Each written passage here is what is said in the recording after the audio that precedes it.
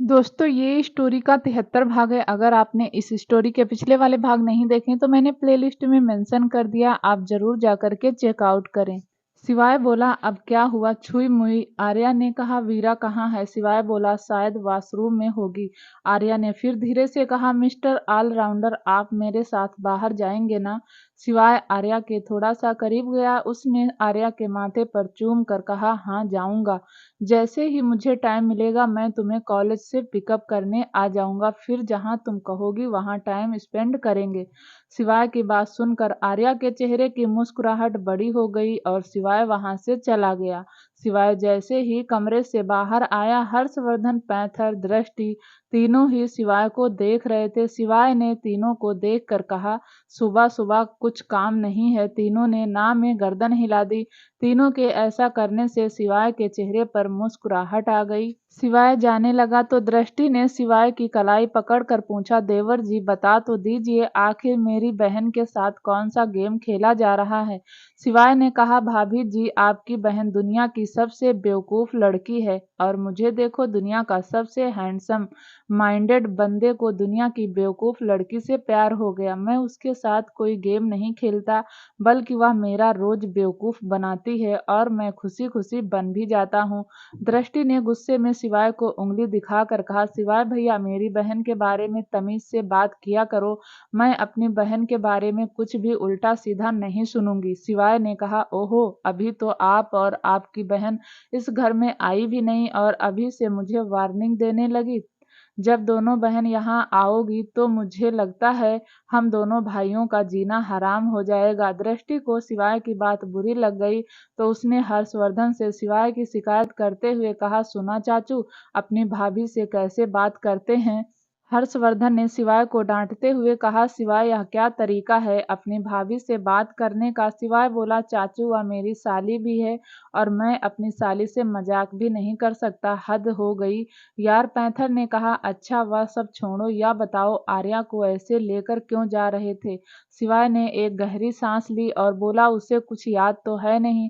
हर पल उसे डर लगता है कि कहीं कोई उसे मेरे साथ देख लेगा तो गलत समझेगा, उसके पापा की बेइज्जती हो जाएगी, उसके पापा उसकी शादी मुझसे करेंगे, नहीं पता नहीं क्या क्या दिमाग में सोचती रहती है और मैं उसकी बातों को कवर करता रहता हूँ। शिवाय की बात सुनकर सब हंसने लगे। शिवाय ने फिर सबको धीरे से हंसने का इशारा किया और बोला शांत हो जाओ। उसने सुन लिया तो फिर से कुछ उल्टा सीधा सोचने लगेगी। मैं तो उसकी बात को ठीक करता करता परेशान हो गया, पता नहीं उसे कब सब कुछ याद आएगा और कब वह परमानेंट इस घर में आ जाएगी। थोड़ी देर बाद डाइनिंग टेबल पर नाश्ता सब करने लगे। पूरी रघुवंशी फैमिली और रजावत फैमिली डाइनिंग टेबल पर बैठी हुई थी। वहीं शिवाय और आर्या के चेहरे की मुस्कुराहट बता रही थी कि वह दोनों एक दूसरे से कितना प्यार करते हैं। आर्या तो फिर भी अपनी मासूमियत के चलते शिवाय के साथ अपने प्रेजेंट को जी रही थी, लेकिन शिवाय उसने तो अपना पास्ट फ्यूचर प्रेजेंट हर जगह आर्या को ही इमेजिन किया था।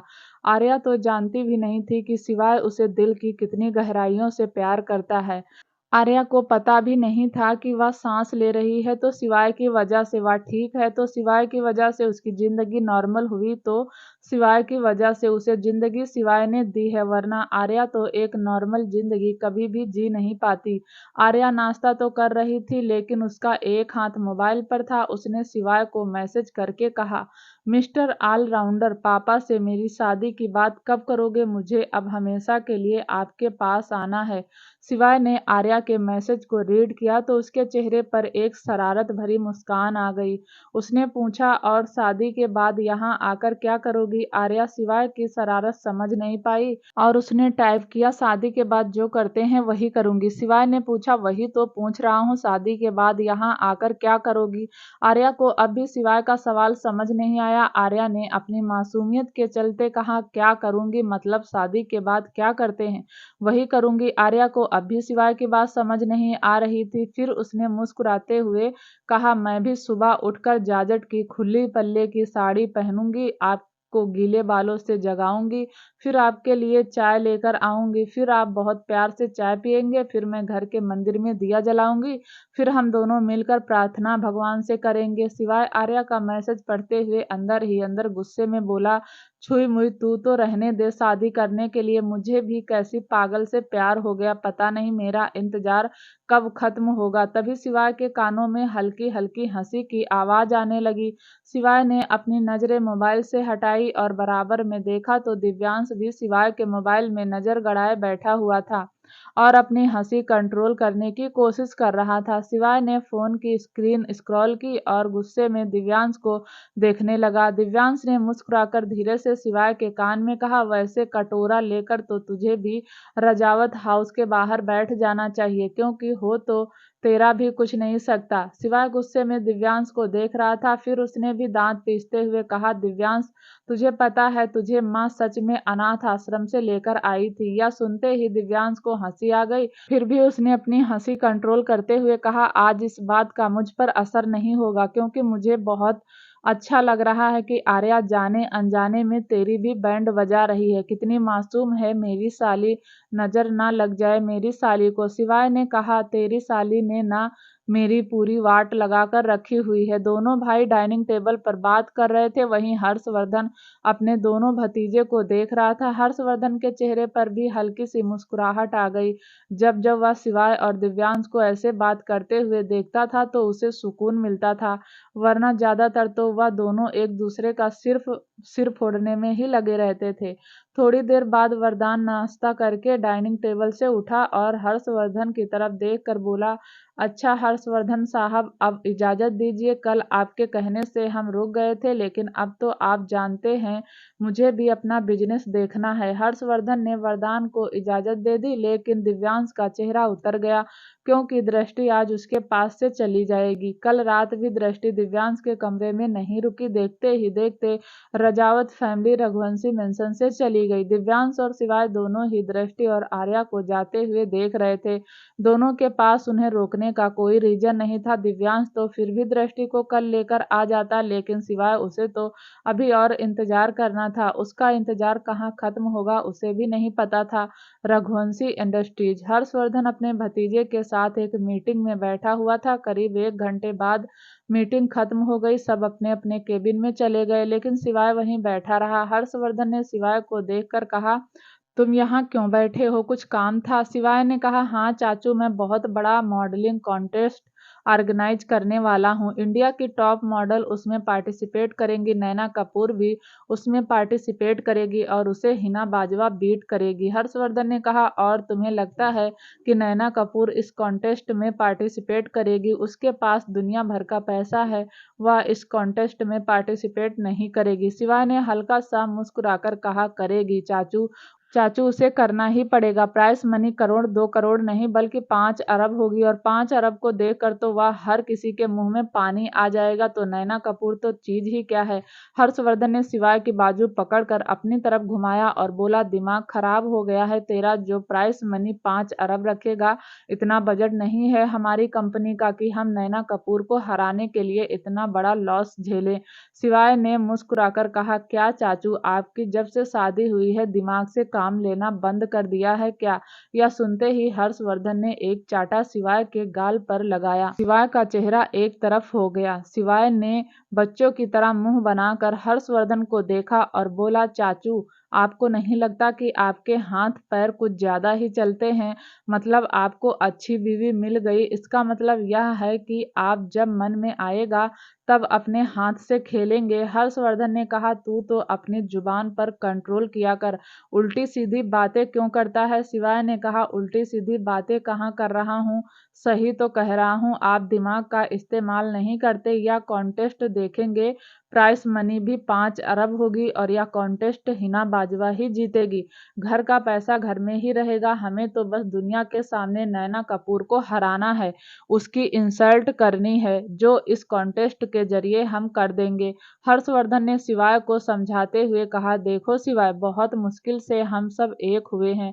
मैं नहीं चाहता कि बदले के चक्कर में हमारा ही नुकसान हो जाए।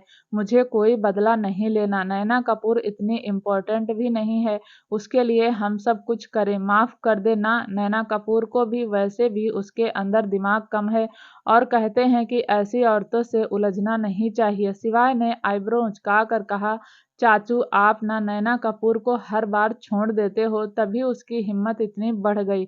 आप कुछ नहीं जानते, कुछ भी नहीं। सच्चाई मुझे पता है। अगर आपको सच्चाई बता दूंगा तो अभी के अभी आप जाकर नैना कपूर को जान से मार देंगे। हर्षवर्धन चेयर से खड़ा हो गया और उसने जेब में हाथ डालकर कहा, तो सच्चाई मुझे बताओ। अगर आज नैना कपूर का आखिरी दिन होगा तो वही सही। मैं चाहूं तो नैना कपूर को कभी भी मार सकता हूँ, लेकिन मेरे संस्कार मुझे ऐसा करने से रोकते हैं।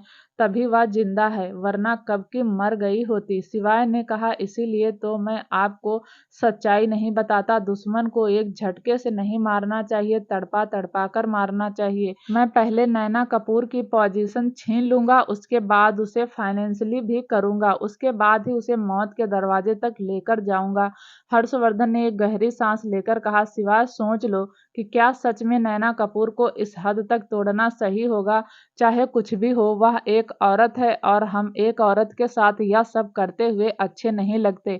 शिवाय अपने ही फॉर्म में आ गया। वह भी चेयर से खड़ा हो गया। उसने भी अपने दोनों हाथ जेब में डाले और बिल्कुल हर्षवर्धन की तरह खड़ा होकर एटीट्यूड में बोला, आपको पता है चाचू, गलती एक बार माफ की जाती है, दो बार माफ की जाती है, लेकिन तीसरी बार की गलती दंड की भागीदार हो जाती है। अगर हमने नैना कपूर को दंड नहीं दिया तो वह गलतियां दोहराती रहेगी। इस बार मैं नैना को गलती दोहराने के लायक नहीं छोड़ूंगा। हर्षवर्धन को शिवाय की बातें सही लगने लगी। आखिर हर्षवर्धन ने कितनी बार नैना कपूर को माफ किया था, लेकिन नैना कपूर हर बार हद पार कर रही थी। अगर हर्षवर्धन को पता चल जाता कि नैना कपूर ने हीर को जहर दिया था तो सच में हर्षवर्धन अब तक नैना कपूर को मार चुका होता। पर शायद यही रीजन था, शिवाय ने कभी हर्षवर्धन को सच्चाई नहीं बताई। थोड़ी देर बाद कॉन्फ्रेंस रूम का गेट खुला। सामने दिव्यांश खड़ा था। दिव्यांश को देखकर हर्षवर्धन ने पूछा, तुम्हें क्या चाहिए? दिव्यांश बोला, मुझे दृष्टि को लेने जाना है तो मैं जा रहा हूँ। बाकी का पेंडिंग काम राजवीर देख लेगा, या फिर यह आपका नालायक भतीजा। यह सुनते ही शिवाय के कान खड़े हो गए। शिवाय ने कहा, चाचू मुझे भी अपनी छुईमुई के साथ डेट पर जाना है। बड़ी मुश्किल से उसने अपने दिल की बात कही और बहुत मुश्किल से मुझे डेट के लिए पूछा है। जाना तो मुझे भी है, बाकी का काम आप यार राजवीर देख लेना। और तभी राजवीर भी केबिन में आता हुआ बोला, चाचू मैं आज जल्दी घर चला जाऊं? हर्षवर्धन ने राजवीर को हैरानी से देखा तो राजवीर अपनी सफाई में बोला, चाचू आप तो जानते हो मेरा और रूही का रिश्ता कितनी मुश्किल से ठीक हुआ है। मुझे थोड़ा सा वक्त रूही को देना है, और वैसे भी मुझे और रूही को बहुत इम्पोर्टेंट काम से बाहर जाना है। तो क्या मैं जल्दी चला जाऊं? हर्षवर्धन तीनों को देख रहा था। हर्षवर्धन ने सख्ती से कहा, तुम तीनों चले जाओगे तो इस इंडस्ट्रीज को कौन संभालेगा? तीनों ने एक साथ हर्षवर्धन की तरफ उंगली दिखा दी। हर्षवर्धन ने कहा, क्या बात है, कितने लायक भतीजे हैं। मुझे एक बात बताओ, तुम तीनों को ही अपने पार्टनर को लेकर बाहर जाना है, मुझे भी किसी के साथ डेट पर जाना है, तो बेहतर होगा कि तुम तीनों अपना अपना काम निपटा कर जाओ, क्योंकि मैं तो तुम तीनों का काम करूंगा नहीं। यह सुनते ही तीनों की आंखें हैरानी से फैल गई। यह पहली बार था जब हर्षवर्धन ने तीनों को जाने के लिए मना किया था। वहीं तीनों मुंह बनाकर हर्षवर्धन को देख रहे थे। शिवाय बोला, चाचू यार मुझे जाने दो ना, आप तो जानते ही हैं, वैसे ही मेरी छुई मुई जरूरत से ज्यादा मासूम है, मुझे उसे बहुत सारी बातें बतानी है। धीरे धीरे मुझे जाने दो ना। इतना कहकर शिवाय तो अपनी नौटंकी पर उतर आया और उसने झटके से घुटने के बल बैठकर हर्षवर्धन के सामने हाथ जोड़ लिए और बहुत मासूम सी शक्ल बना ली। शिवाय इस वक्त ऐसा लग रहा था कि कोई भी शिवाय को देख लेता तो मना नहीं करता। वहीं दिव्यांश तो आंखें फाड़े शिवाय को देख रहा था और उसकी चालाकियां समझने की कोशिश भी कर रहा था। दिव्यांश भी नहीं रुका और जल्दी से बिल्कुल शिवाय के बराबर में शिवाय की तरह ही बैठकर हर्षवर्धन के सामने हाथ जोड़कर बोला, चाचू मुझे भी जाने दो ना, इतनी मुश्किल से दृष्टि मानी है, आज उसे घर ले जाऊंगा तो मेरी शादीशुदा जिंदगी सही सही चलने लगेगी। प्लीज चाचू मुझे जाने दो ना। देखो चाचू मैं तो आपका लायक बेटा हूं ना, आप तो जो कहते हैं मैं करता हूँ। प्लीज चाचू मेरी बात मान लो ना। राजवीर उन दोनों को देख रहा था और राजवीर चाचू के थोड़ा सा पास आया और बोला, हाँ चाचू, यह तो मुझे पता चल गया। अपने भतीजे अपने ही होते हैं। आप मुझे छुट्टी नहीं दोगे क्योंकि मैं तो बाहर वाला हूँ ना। यह दोनों तो हाथ जोड़ कर बैठ गए। इन्हें तो आप छुट्टी दे दोगे और मैं बेबस खड़ा रहूंगा। सारा काम तो मुझे करना होगा। कहते हुए राजवीर भी बड़ा मासूम बनने की कोशिश कर रहा था। वहीं हर्षवर्धन तो तीनों को आंखें फाड़े देख रहा था और मन ही मन कह रहा था, खुद तो चले गए, इन गुंडों को मेरे पास छोड़ गए। एक से एक नौटंकी है। तीनों की छुट्टी, सारा काम मेरे ऊपर छोड़कर भाग जाएंगे। आखिरकार हर्षवर्धन ने अपनी चुप्पी तोड़ते हुए कहा, जाओ तीनों, मैं काम कर लूंगा क्योंकि तुम तीनों को तो वक्त चाहिए और मुझे वक्त नहीं चाहिए क्योंकि मैं तो गधा हूं ना। काम भी कर लूंगा, तुम तीनों को संभाल भी लूंगा। जाओ जाओ, इससे पहले कि मेरा दिमाग खराब हो जाए और मैं तुम तीनों को जाने ना दूं। यह बात कहते हुए हर्षवर्धन के चेहरे पर नाराजगी साफ दिखाई दे रही थी। आखिर हर्षवर्धन को भी तो वक्त चाहिए था। हर्षवर्धन तो कभी छुट्टी नहीं करता था, वह तो हमेशा काम ही करता रहता था। जब थोड़ा सा वक्त मिलता था तो हीर के पास चला जाता था। सबसे ज्यादा टेंशन बिजनेस की हर्षवर्धन को ही थी। शिवाय ने हर्षवर्धन का चेहरा देखा और बोला, अरे चाचू, आप तो बुरा मान गए। चलो मैं आपकी टेंशन दूर कर देता हूँ। इतना कहकर हर्षवर्धन ने राजवीर और दिव्यांश को वहां से जाने का इशारा किया। तीनों वहां से चले गए। वहीं हर्षवर्धन चेयर पर बैठ गया। थोड़ी देर तक हर्षवर्धन ऐसे ही बैठा रहा। फिर उसने लैपटॉप खोल दिया। तभी केबिन का गेट खुला। सामने हीर खड़ी थी। हर्षवर्धन की नजर जैसे ही हीर पर गई, उसे शिवाय की कही हुई बात याद आ गई, आपकी टेंशन का इंतजाम कर देते हैं। हर्षवर्धन के चेहरे पर हल्की सी मुस्कुराहट आ गई। वहीं हीर केबिन के अंदर आ चुकी थी। दोनों अभी बात नहीं कर रहे थे। हीर धीरे धीरे हर्षवर्धन के पास आई और उसके चेयर के पीछे खड़ी होकर उसका सिर दबाने लगी। हर्षवर्धन ने अपनी आंखें बंद कर ली। हर्षवर्धन को इस वक्त बहुत रिलैक्स फील हो रहा था। हीर भी मुस्कुराकर हर्षवर्धन के सिर को दबा रही थी क्योंकि वह जानती थी उसके साहब सच में बहुत काम करते हैं। हीर ने हर्षवर्धन को हमेशा काम करते हुए ही देखा था। हर्षवर्धन हीर को बहुत कम वक्त देता था और हीर ने कभी हर्षवर्धन से इस बात के लिए शिकायत भी नहीं की, बल्कि वह हर्षवर्धन को बहुत अच्छे से समझती थी। हीर हर्षवर्धन के सिर को दबाती रही और हर्षवर्धन को तो जैसे हीर के छूने से ही चैन मिल गया था। हर्षवर्धन ने फिर हीर की कलाई पकड़ी और उसे घुमाकर अपनी गोद में बैठा लिया। हीर ने भी अपना सिर हर्षवर्धन के सीने पर रख लिया। हर्षवर्धन ने अपनी पकड़ कसते हुए कहा, ओ जी, कमर कस लो। शिवाय अब बहुत बड़ा कॉन्टेस्ट ऑर्गेनाइज करने वाला है जिसमें तुम्हें जीतना है। हीर ने भी हर्षवर्धन के सीने पर उंगली चलाते हुए कहा, ए जी, आप साथ में हो तो मैं हर मुश्किल पड़ाव को पार कर जाऊंगी। हर्षवर्धन ने हीर का चेहरा थोड़ा सा ऊपर उठाया और उसके नाक पर हल्का सा किस करके कहा, तुम्हारे एजी तो तुम्हारे हमेशा साथ हैं। हीर के चेहरे पर मुस्कुराहट आ गई। हीर ने अपना चेहरा हर्षवर्धन की गर्दन में छुपा लिया और बाहें कसते हुए कहा, मुझे कुछ और नहीं चाहिए, बस आप मेरे साथ हो तो मुझे लगता है दुनिया मेरे साथ है। वहीं दूसरी तरफ दिव्यांश अपनी लग्जरी गाड़ी में बैठा हुआ था। दिव्यांश आज बहुत खुश था क्योंकि आज वह दृष्टि को परमानेंट रघुवंशी मेंशन ले आएगा। यही सोच सोच कर दिव्यांश की खुशी का तो ठिकाना ही नहीं था। लेकिन तभी दिव्यांश के ड्राइवर ने ब्रेक मारी। दिव्यांश ने हैरानी से ड्राइवर से पूछा, क्या हुआ? ड्राइवर ने पीछे पलट कर कहा, पता नहीं सर, गाड़ी खुद ही रुक गई, मैं देखता हूँ। ड्राइवर गाड़ी से उतरकर बोनट खोलकर गाड़ी चेक करने लगा। दिव्यांश गाड़ी में बैठा हुआ अपने फोन की स्क्रीन को स्क्रॉल कर रहा था। 20 मिनट तक दिव्यांश ऐसे ही बैठा रहा। फिर उसे ड्राइवर पर गुस्सा आने लगा। वह गाड़ी से उतरा और उसने ड्राइवर को देखा जो अब भी बोनट में कुछ चेक कर रहा था।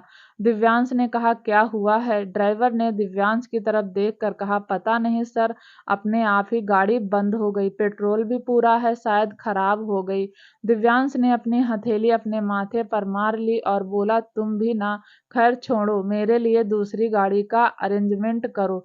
ड्राइवर अपनी जेब में से अपने फोन को निकालने लगा लेकिन उसका फोन नहीं मिला। ड्राइवर ने कहा, सॉरी सर। मेरा फोन नहीं मिल रहा। दिव्यांश का मन हुआ कि वह गाड़ी में ही अपना सिर दे मारे और तभी उसने अपने पास से राजवीर की बुलेट गुजरती हुई देखी।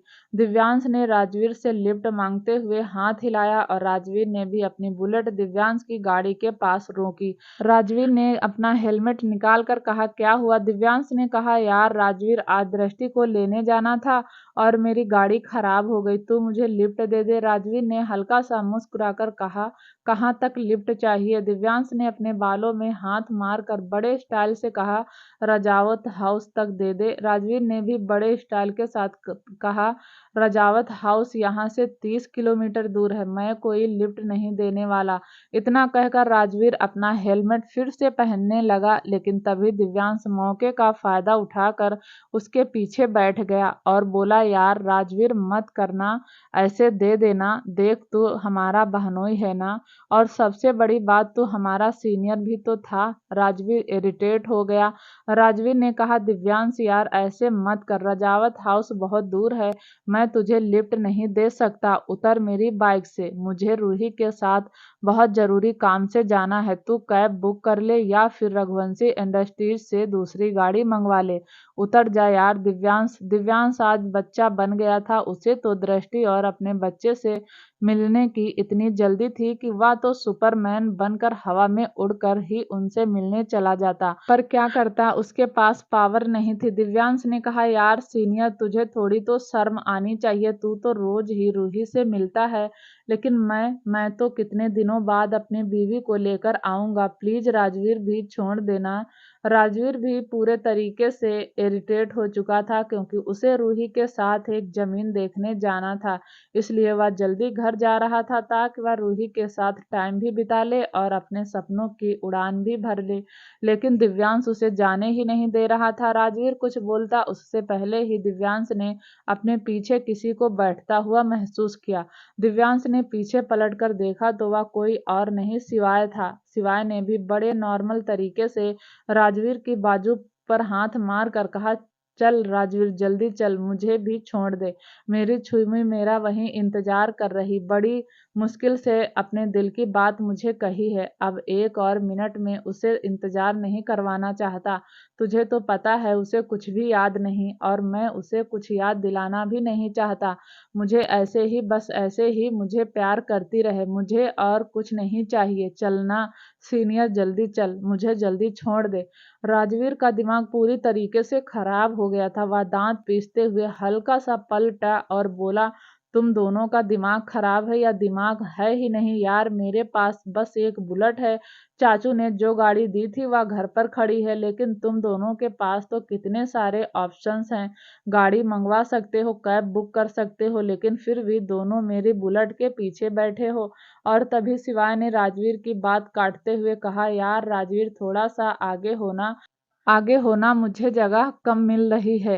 राजवीर भी थोड़ा सा खिसक गया था, लेकिन अगले ही पल वह पीछे की ओर खिसकते हुए बोला, साले जगह नहीं मिल रही तो उतर जा, मेरी बुलेट पर कब्जा जमा कर क्यों बैठा है?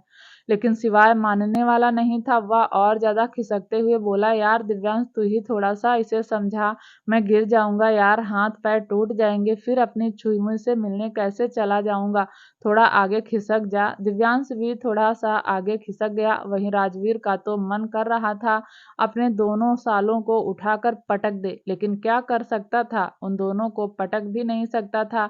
राजवीर ने ना में गर्दन हिलाई और अपनी बाइक स्टार्ट करता हुआ बोला, मैं तुम दोनों को वहां तक ही छोड़ूंगा जहां तक मेरे घर का मोड़ आता है, उसके बाद अपना अपना इंतजाम कर लेना, मैं किसी को रजावत हाउस नहीं छोड़ूंगा और ना ही सोना कैफे। दिव्यांश अपनी हंसी कंट्रोल करता हुआ बोला, हाँ हाँ जीजू, चलो चलो यहाँ से तो निकलो। राजवीर अपना हेलमेट पहनता हुआ बोला, यह जीजू कहकर मैं पटने वाला नहीं हूँ, समझे? शिवाय बोला, हाँ हाँ हम जानते हैं सीनियर, ऐसे पटने वाला होता तो पता नहीं कितनी लड़कियों को लेकर घूम रहा होता। राजवीर को तो गुस्सा बहुत आ रहा था, लेकिन फिर भी वह अपनी बाइक चला रहा था और तभी 4 किलोमीटर बाइक चलने के बाद बाइक रुक गई। राजवीर बार बार अपनी बाइक स्टार्ट कर रहा था, लेकिन उसकी बाइक चल ही नहीं रही थी और तभी दिव्यांश ने कहा, क्या हुआ सीनियर, तेरी धन्नो चल क्यों नहीं रही? राजवीर ने दांत पीसते हुए कहा, क्योंकि तेरी मेरी धन्नो ओवरलोड हो गई। शिवाय ने दिव्यांश के कान में धीरे से कहा, मत छोड़ना, सीनियर को, वरना हमें यहीं छोड़ देगा। फिर हम इधर के ना रहेंगे ना उधर के, चुपचाप बैठा रह। मैं भी तो चुपचाप बैठा हूँ, लेकिन तुझे उंगली लगाने की कुछ ज्यादा ही आदत है। राजवीर बोला, उतरो दोनों। राजवीर के कहने से दोनों उतर गए। राजवीर अपनी बाइक को उलट पलट कर देख रहा था और तभी उसने गुस्से में अपने दोनों सालों को देख कर कहा, सालों, तुम्हारी वजह से मेरी बाइक खराब हो गई। अच्छा खासा जा रहा था, लेकिन आ गए बीच में बिल्ली की तरह रास्ता काटने। अब मेरी हालत भी तुम दोनों जैसी हो गई। अब चलो मेरी बाइक को धक्का लगाओ। दिव्यांश और शिवाय एक दूसरे का मुंह देखने लगे और तभी एक गाड़ी आकर उनके पास रुकी। शिवाय ने गाड़ी को देखा तो उसके चेहरे पर मुस्कुराहट आ गई। वह गाड़ी शिवाय ने मंगवाई थी। गाड़ी में से ड्राइवर निकला और बोला, सर गाड़ी। शिवाय गाड़ी में बैठने वाला था, लेकिन उससे पहले ही दिव्यांश गाड़ी में बैठ गया और ड्राइवर से बोला, रजावत हाउस चलो। ड्राइवर गाड़ी में बैठता उससे पहले ही शिवाय बोला, तू मेरा ड्राइवर है या इसका? ड्राइवर गाड़ी में बैठने से रुक गया। शिवाय ने फिर दिव्यांश की बाजू पकड़ी और उसे गाड़ी से बाहर निकालते हुए कहा, अपना इंतजाम खुद करो, समझे? इतना कहकर शिवाय गाड़ी के अंदर बैठ गया और ड्राइवर भी वहीं। राजवीर को दिव्यांश की हालत पर हंसी आ गई। दिव्यांश ने अपने ऊपर राजवीर को हंसते हुए देखा तो उसे गुस्सा आ गया और उसने एक लात शिवाय की गाड़ी के टायर पर मार दी। वहीं शिवाय गाड़ी में बैठता हुआ दिव्यांश को देख रहा था और उसके चेहरे पर मुस्कुराहट आ गई और तभी ड्राइवर ने पीछे पलट कर कहा, सर गाड़ी स्टार्ट नहीं हो रही। यह सुनते ही शिवाय की भौहें तन गई और उसने ड्राइवर को थोड़ा सख्ती से कहा, ठीक से स्टार्ट करो, हो जाएगी। मेरा मोए मोए मत कराओ, चलो यहाँ से। ड्राइवर ने एक बार फिर गाड़ी स्टार्ट की और इस बार गाड़ी स्टार्ट हो गई। देखते ही देखते शिवाय की गाड़ी वहां से चली गई और राजवीर और दिव्यांश एक दूसरे को देखते रह गए। राजवीर ने कहा, चल मेरी बाइक को धक्का लगा दे। दिव्यांश के पास ऑप्शन नहीं था, इसलिए वह राजवीर की बाइक को धक्का लगाने लगा और राजवीर अपनी बाइक खींचता हुआ। थोड़ी देर बाद बारिश आ गई। बारिश देखकर राजवीर और दिव्यांश दोनों ही चिढ़ गए। उन दोनों को बहुत गुस्सा आ रहा था, लेकिन करते भी क्या। वहीं दिव्यांश तो मन ही मन कह रहा था, क्या हालत हो गई है मेरी। मैं बाइक पर धक्का लगा रहा हूँ, इतनी बड़ी कंपनी संभालता हूँ और मैं बाइक पर धक्का लगा रहा हूँ, वह भी अपने जीजा की बाइक पर। वहीं राजवीर ने मन ही मन कहा, दोनों साले पनौती थे, मेरी बाइक पर बैठे और मेरी बाइक भी खराब कर दी। अब रूही को क्या ही जमीन दिखाने ले जाऊंगा। यहाँ बारिश में बाइक खींच रहा हूँ और यह बाइक यह भी अभी खराब होनी थी। दोनों बाइक खींचते हुए 1 किलोमीटर ही चले थे कि दोनों को हंसी आ गई। दोनों ही जोर जोर से हंसने लगे। राजवीर ने बाइक साइड में लगा दी क्योंकि उसे बहुत ज्यादा हंसी आ रही थी। नॉर्मली राजवीर इतना हंसता नहीं था, लेकिन सामने का नजारा देखकर उसकी हंसी कंट्रोल ही नहीं हुई।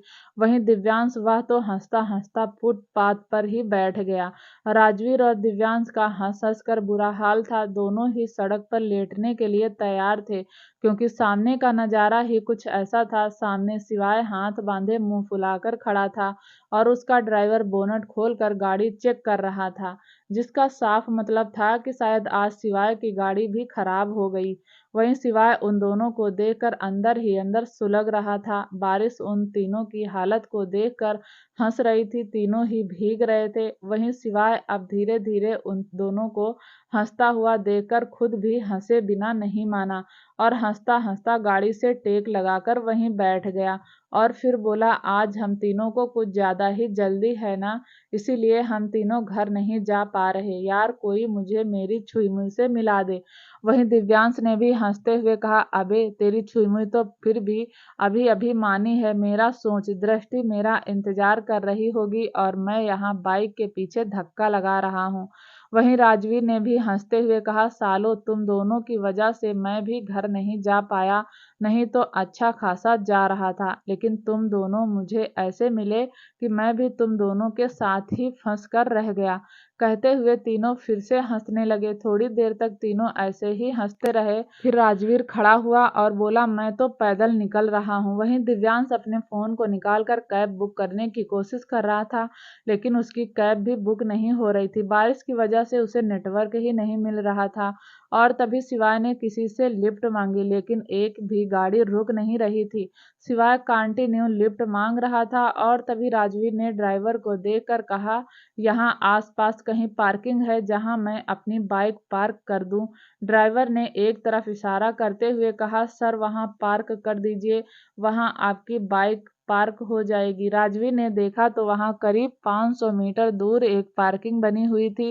राजवीर अपनी बाइक को धकेलने लगा तो शिवाय और दिव्यांश दोनों ने उसकी बाइक को धक्का लगाते हुए कहा, चल पहले तेरी बाइक पार्क लगवा देते हैं। शिवाय और दिव्यांश दोनों ने ही राजवीर की बाइक को धक्का दिया और पास के पार्किंग में उसे पार्क कर दिया।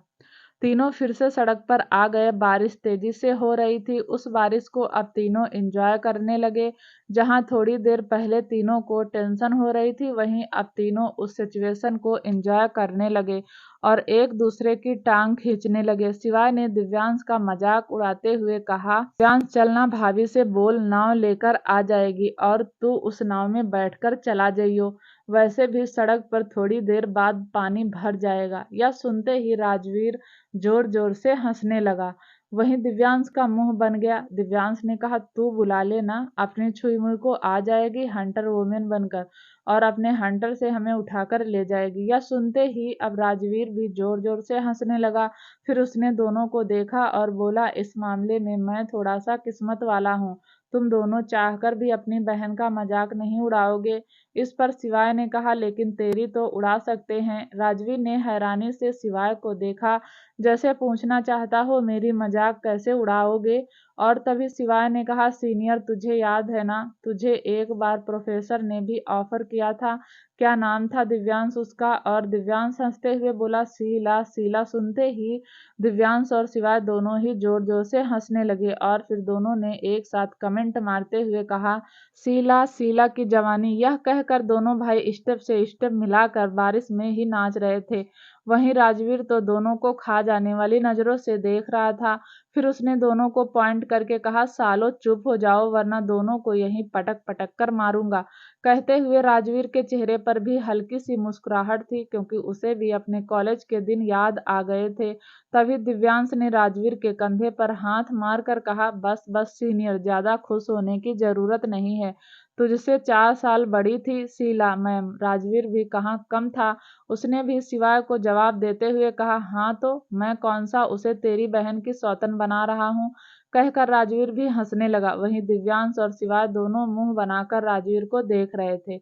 आज तो तीनों ही बारिश के मजे ले रहे थे। तीनों ही कॉलेज बॉय बनकर एक दूसरे की टांग खींच रहे थे।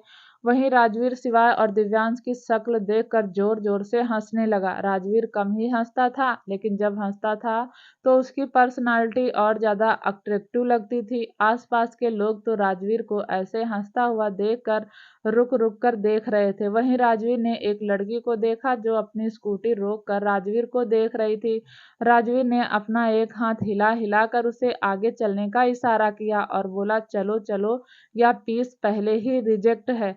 वह लड़की मुस्कुराकर अपनी स्कूटी लेकर वहां से चली गई। तभी शिवाय ने कहा, भेजा क्यों, उसे लिफ्ट मांग लेता, तुझे घर तक छोड़ देती। इस पर राजवीर ने कहा, हाँ जानता हूँ तुम दोनों को बड़ा मजा आ रहा है कि मेरी कैसे भी करके रूही से पिटाई हो जाए, लेकिन मैं ऐसे काम ही नहीं करूंगा कि रूही मुझे मारे। फिर तीनों हंसते हुए पैदल ही चलने का डिसाइड कर चुके थे। तीनों ही पैदल चल रहे थे और एक दूसरे का मजाक बना रहे थे। कभी शिवाय राजवीर के कंधे पर मारकर उसका मजाक बनाता और कभी दिव्यांश की टांग पर अपनी टांग मारकर उसे चिढ़ाता। तीनों ही बहुत दिनों बाद इतने खुश थे। तीनों की लव लाइफ काफी हद तक स्टेबल हो गई थी। थोड़ी देर बाद शिवाय ने फिर से लिफ्ट मांगने की कोशिश की और इस बार शिवाय की किस्मत थोड़ा सा शिवाय का साथ दे गई। एक गाड़ी आकर उन तीनों के सामने रुकी। तीनों ही एक दूसरे को देखकर मुस्कुराहट पास करने लगे और तभी राजवीर ने हल्का सा झुककर गाड़ी के शीशे को खटखटाया और गाड़ी का शीशा नीचे हुआ। फ्रंट सीट पर बैठे हुए इंसान को देखकर राजवीर को तो हिचकी आने लगी। फिर वह जल्दी से खड़ा हो गया। वहीं शिवाय ने जब राजवीर को ऐसे देखा तो उसने भी झुक कर देखा कि गाड़ी में कौन बैठा है। थोड़ी देर के लिए तो सिवाय भी अपनी जगह खड़ा रहा और तभी दिव्यांश ने भी हल्का सर झुका कर देखा तो ड्राइविंग सीट पर कोई और नहीं बल्कि शीला मैम बैठी हुई थी, जिसे देखकर दिव्यांश की हंसी नहीं रुकी और वह मुंह फेरकर हंसने लगा। वहीं राजवीर को पता चल गया कि दिव्यांश मुंह फेरकर हंस रहा है। उसने धीरे से उसकी कमर पर एक पंच मारा और बोला, बस करो, कितना चिढ़ाएगा। वहीं शीला मैम ने जब राजवीर को देखा तो बोली, क्या हुआ राजवीर, लिफ्ट चाहिए? सिवाय बोला, प्लीज हमें आगे तक छोड़ दीजिए, एक्चुअली हमारी गाड़ी खराब हो गई। शीला मैम ने सिवाय को देखकर कहा, हाँ क्यों नहीं, आ जाओ, मैं तुम तीनों को लिफ्ट दे देती हूँ। दिव्यांश ने जानबूझकर राजवीर को धकेलते हुए शीला मैम के बराबर में बैठा दिया और बाकी दोनों भाई पीछे बैठ गए। शीला तो राजवीर को देखकर मन ही मन खुश हो रही थी। उसे तो ऐसा लग रहा था जैसे कितने दिनों बाद प्यासे को कुआं मिल गया हो। वहीं राजवीर फ्रंट मिरर में अपने दोनों सालों को देख रहा था, पर मन ही मन उन्हें गाली देता हुआ बोला, सालों कमीनों, इतना भी कमीनापन नहीं दिखाना चाहिए, मुझे यहीं बैठा दिया। अब पता नहीं मेरी इज्जत छोड़ेगी कि लूट कर मानेगी, या तो आंखें से स्कैन कर लेती है। वहीं शिवाय और दिव्यांश दोनों ही अपनी हंसी कंट्रोल करने की कोशिश कर रहे थे और इधर उधर मुंह हंसी काफी हद तक कंट्रोल भी कर रहे थे।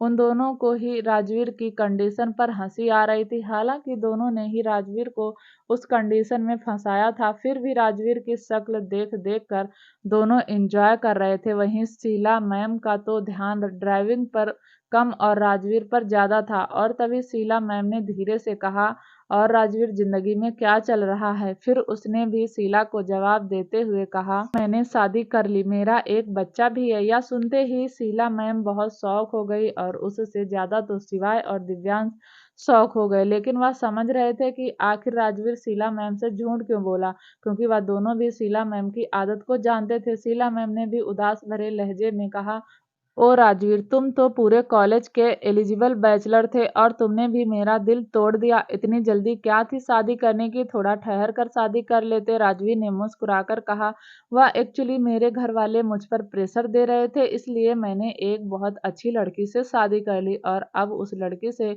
मेरा एक बेटा भी है। शीला मैम का तो दिल टूट चुका था, उसने अब कुछ नहीं कहा। वहीं शिवाय और दिव्यांश दोनों ही एक दूसरे को हैरानी से देख रहे थे और दोनों ही मन में सोच रहे थे कि राजवीर अगर झूठ बोलने पर आए तो कोई भी उसका झूठ पकड़ नहीं सकता। थोड़ी देर बाद शीला ने गाड़ी एक चौराहे पर रोक दी। राजवीर गाड़ी से उतर गया और बोला, थैंक यू मैम, आपने मुझे लिफ्ट दी। फिर उसने शिवाय और दिव्यांश को देखकर बाय का इशारा किया और दोनों ने एक साथ बाय कर दिया। राजवीर अपने चेहरे पर मुस्कुराहट लेकर दूसरे रास्ते चला गया। वहीं शीला ने गाड़ी स्टार्ट कर दी। करीब 1 किलोमीटर बाद शीला ने अपनी गाड़ी रोकी और पीछे की तरफ देखकर कहा, उतरो। तुम दोनों, शिवाय और दिव्यांश दोनों एक दूसरे को देखने लगे। तभी शिवाय ने कहा, मैम अभी हमारा मोड नहीं आया। शीला ने कहा, लेकिन मेरी गाड़ी खराब हो गई। यह सुनते ही दिव्यांश ने अपनी हथेली माथे पर मारकर हल्के गुस्से में कहा, यार सुबह किसका मुंह देखकर उठा था। इतना कहकर दिव्यांश गाड़ी से उतर गया और शिवाय भी मुस्कुराता हुआ गाड़ी से उतर गया। जैसे ही उन दोनों ने गाड़ी का गेट बंद किया, शीला गाड़ी लेकर वहां से चली गई और यह देखते ही दिव्यांश और शिवाय दोनों ही आंखें हैरानी से खुली की खुली रह गई। आखिर शीला मैम ने उन दोनों का मोह मोह जो कर दिया था। गाड़ी जा चुकी थी, बारिश अब धीरे धीरे हल्की पड़ गई थी। शिवाय ने दिव्यांश को देखकर हैरान होकर कहा, यार इतनी चालू है, यह राजवीर था तो हमें लिफ्ट दे रही थी, जैसे ही राजवीर उतरा हमें लात मारकर अपनी गाड़ी से बाहर कर दिया। दिव्यांश बोला, हाँ सही कह रहा है यार, देख तो कितनी चतुर चालाक मैम है, झूठ बोलते हुए शर्म भी नहीं आई। यह कॉलेज में क्या पढ़ाती होगी, इसे तो खुद इंसानियत का पाठ पढ़ाने की जरूरत है। तभी तो हम जैसे लड़के बिगड़ जाते हैं, क्योंकि हमारे प्रोफेसर बिगड़े हुए होते हैं। दोनों भाई बात करते हुए सड़क पर चलने लगे और फिर दोनों के रास्ते अलग अलग हो गए। वहीं दूसरी तरफ राजवीर का घर आ गया। राजवीर ने बेल बजाई तो रूही ने गेट खोला। राजवीर ने रूही को देखा तो उसकी नजरें रूही पर ही टिक गई। रूही ने पिंक कलर की साड़ी पहनी हुई थी। सिंपल सी उस साड़ी में रूही बहुत अच्छी लग रही थी। वह कब से राजवीर का इंतजार कर रही थी कि राजवीर आएगा और फिर वह दोनों जमीन देखने जाएंगे। लेकिन राजवीर की हालत देखकर रूही ने नामे गर्दन हिलाते हुए कहा, मतलब आज फिर हम नहीं जा सकते? राजवीर ने कंधे उचकाकर कहा, हाँ नहीं जा सकते, आधे घंटे से पैदल चलकर आ रहा हूँ, बहुत थक गया और वैसे भी इस मौसम में कौन हमें जमीन दिखाएगा, कल या परसों देखेंगे, कहकर राजवीर घर के अंदर आ गया। राजवीर अंदर आया तो राजवीर के पैरों के निशान पूरे हॉल में छप गए।